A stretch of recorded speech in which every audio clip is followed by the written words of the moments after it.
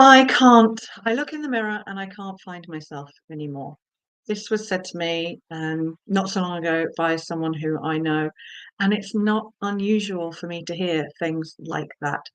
Things like, I don't know who I am anymore. I feel lost.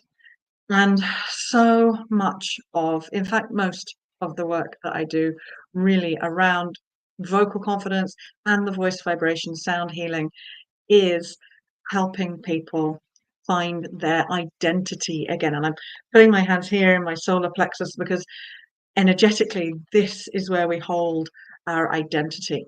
And so much of our identity is made up of the labels that come from the roles that we take on, whether they are a role in a family or a relationship or a job. My whole identity, when I had my suicidal blip in 2016, a big part of that was if I decided to step away from acting, then who was I? I was no one if I wasn't an actor, right? Acting was my whole identity, which is bollocks, because of course it's not the whole of who I am. It's not my whole identity, but it is how I had identified myself. And we all do this in different ways, shapes, and forms. This came to me this morning when I heard a wood pigeon in the garden, and it took me back to being about, hmm, I remember the thing specifically, it was Mrs. Beach's class, so I'd have been about 5 or 6, and I'd already been othered in school, for several reasons, being half Irish and, of course, it being the '70s and the IRA being big, um, and living sort of on the common, so it was just like a common land, so I didn't live in the village. So there was this, and then the teacher said something about hearing the birds, and I said, "Oh, I'd heard a cuckoo." She said, "No, you haven't. It's too early for cuckoos." I was like, "It was probably a wood pigeon." I was like, "But I did." "Oh, well, that's because you live down there." So already part of my identity was around not belonging, right? I didn't belong because I was half Irish. I didn't belong, and Irish people were all terrorists. I didn't belong because I lived out of the village in the woods. Um, so all of our identities are so often made up of these things. And like that one comment by that teacher when I was 5 or 6, I'm sure if she was still alive and I went back to her, do you are you aware how long I carried that for? So much of my life. They'd be devastated. But this is how we create and form our identity. And then, of course, within families, you might be the good one or the responsible one or the sensible one or the black sheep of the family or the rebel, or you might be the intelligent one, or you might rebel against the labels, but still, whatever those labels were are what made you rebel. So that still becomes a part of your identity. And this is so much to do with our identity. Your voice is a reflection of your thoughts and feelings. So if you're happy with your identity, with who you are, and you feel like you belong to yourself, then your voice will reflect that. If you feel like you're putting on these labels, because so often we try to fit in or we try to fit away or we rebel against something, so our nature might not be the labels that we are making ourselves fit, then this also gets reflected in your voice because it's held in tension in your body, and if there's tension in your body, there's tension in your voice. And the joy of what I love doing with this work and what I want to share with you on this week's little midweek mindset is to get you thinking about how much do you own who you are now? Because human beings in general don't really like change that much. Okay, we're quite adverse to change. So we stick to things, especially labels that we've either put upon ourselves or we've had put upon us by others, whether that's friends, family, teachers, society, the job that you do, like the job that we do is a massive label. And are you happy in that? Are you in who you are now? Or are you still trying to be or live up to the labels of your past? And we all know of the midlife crisis, and I'm aware that there's now, people have coined the quarter life crisis. But again, both of these things happen at times when there's big change. And the person who said this about not being able to find themselves in the mirror, it's like I look in the mirror and I just can't see myself anymore. They've had a lot of changes in their life, and as we get older, those changes happen. For many people who have children, children leave home. And again, traditionally, very much mothers found that harder because mothers had more to do. These days, thankfully, fathers are also having much more to do with their children. So fathers are going to start feeling this as well. But the empty nest syndrome, well, who am I now if I'm not a parent?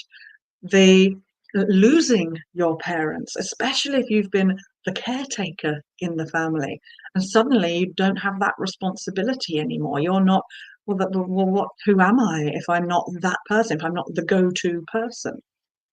So all of these labels, identities, roles, so often they play from our past. I had a half-day intensive client yesterday, and working with him was the exercise that I did was about giving him the confidence now to step up. He's already in senior management, has 1,000 people under him, but he's wanting to step up again in his career to the next level, so the directorship or and the C-suite.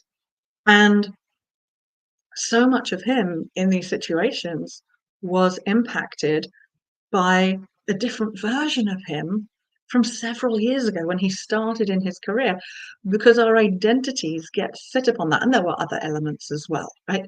About who he is and who he has been through his life. And those patterns are what need to change in order for us to step into the next phases of our life. And that is what I love about this work, because it's about helping you identify what labels you're holding on to that actually they're no longer any use to you. And whether we do that through the vocal confidence exercises or the voice vibrations, sound healing on the retreats, the shifts in acknowledging those labels, that stuckness, and literally changing your energy around them, changing your vibration around them so that you make space for who you are now. And that changing your identity, your relationship to how you identify yourself, or how you may have felt identified by others in the past, is what will help you step into owning yourself, accepting yourself, maybe even liking yourself. Shocking concept for some people. And truly getting to know yourself now. The other challenge that I come across with a lot of people is the unwillingness to want to shift or to make a change in themselves. That's sometimes because, oh, well, if I change, then what if everybody hates this new me? So they'd rather stay the old them, even though that feels stuck and stale. Or there are some people, and I generally don't work with these people because they're not up for the change, who will just say, oh, well, that's just who I am. Well, if you're happy with just who you are, that's great. But if you're dissatisfied with your life or what's going on, but you're stuck to, well, that's just who I am, it's just the way it is, so it's the way it's always got to be, then you probably won't be wanting to do the work anyway. So my question and my invitation for you today is to start taking a look at what are the labels that you're wearing? What are the roles that you are doing or haven't done that you're now ready to release so that you can step into letting go of trying to still be that person? What labels or roles can you step away from? Give yourself that sense of release and relief. Relief is the best emotion. I'm a strong believer of that. And if you would like some help with that, then of course, feel free to DM me. Two really massive things. Well, one big thing that I do regularly. So I've got my 3-day retreat coming up in a month's time in East Sussex. There are spaces left. I've had someone have to back out. So if you're ready to change those labels and to step up and into who you would love to be, letting go of the gunk and the heaviness of the past, get in touch. And the other big thing that's happening this year, and it's all around identity, is the 7-day Sounds Like Self-Love retreat in Barbados. And that is for women only at the moment, for all women.